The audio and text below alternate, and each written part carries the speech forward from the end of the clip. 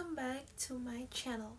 In today's video, I would like to share my thought about the documentary of Pesta Babi. But before that, let me introduce myself first. My name is Genis Isnainitirat and I am a communication science student at University of Mataram. To set the whole stage to make it clear, so, a few weeks ago, there was a lot of tension in our academic community. All over social media, we saw a heavy news about the documentary of Pesta Babi being banned, and people being threatened just for trying to watch it. But luckily, despite of the scary national censorship, a communication science lecturer at University of Mataram created a smart plan and invited us to gather inside the Gedung Subianto to watch the documentary of this Pesta Babi. Having our lecturer lead this event wasn't just about watching a movie, it was a tactical move to build an academic shield so we could beat that campus gatekeeper.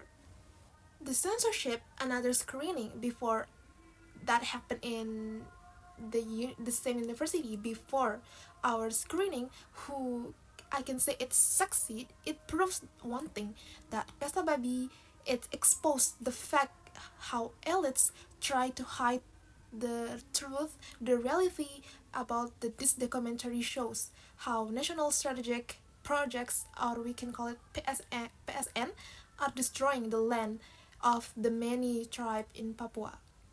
This when I remember the scene that I highlight the most is when Yasinta Moywen, the mother, is traveling thousands of kilometers to Jakarta just to speak up for her people. Watchdog and another team reported that they have 21 shutdowns this documentary on nationwide, including military internal. So, from a communication science perspective, the situation highlights two massive problems. The first one is gatekeeping, and the second one is the the death of our public sphere. In theory, gatekeepers filter information to help the public. They keep the best and they for the public. But in the real world, powerful institution or powerful people use it as a weapon. They block alternative media to protect the big money from public criticism, public anger, and any of them. They destroy the public sphere. What is public sphere? The safe place, the safe space where citizens like us should be free to discuss anything and critique the government or anything else. So, how does communication science actually solve this massive censorship crisis? The answer is a strategy. A strategy that called the counter gatekeeping.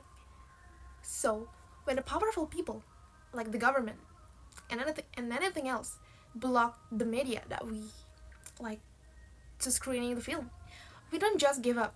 Instead, we use the academic weapons or authority to fight back.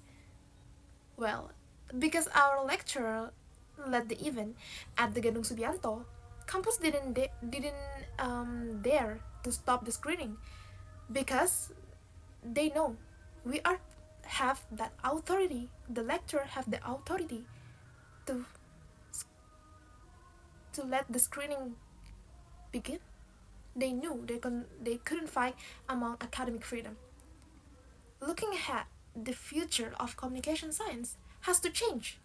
Our major shouldn't just be about the corporate PR, public relation, or doing what powerful people want. Instead, we need to focus. Focus on what? Focus on critical communications and how to use the media. As the future graduates, we shouldn't just fit into existing jobs. We need to learn how to run our own independent media networks. When mainstream media is controlled by the elites, saving our democracy depends on our abilities to speak up It creates independent content, and it can help break through censorship. In conclusion, the heavy censorship across the country before our screening shows that how easily our right about the information can be taken away. But by working together, in example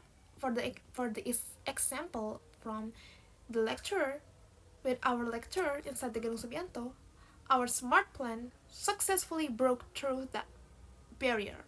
We proved that when our safe space for discussion is torn, communication science doesn't just point out the problem.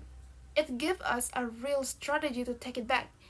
We didn't just shut up and didn't do anything, but we fight back. And who set that system up? Who says that? It because our lecturer won that happened to us. So with the lecturer that's so good and the student that feel the same way, we getting that harmony together, and we speaking out to break that censorship and gatekeepers. So speaking up is our duty as students. Breaking through campus censorship is our responsibility. We need to make sure that Gedung Subianto, where we learn the truth alongside our teachers, lecturers, remains a place for real justice. I am Gadis Isnaya Sirat. Thank you so much for watching this video.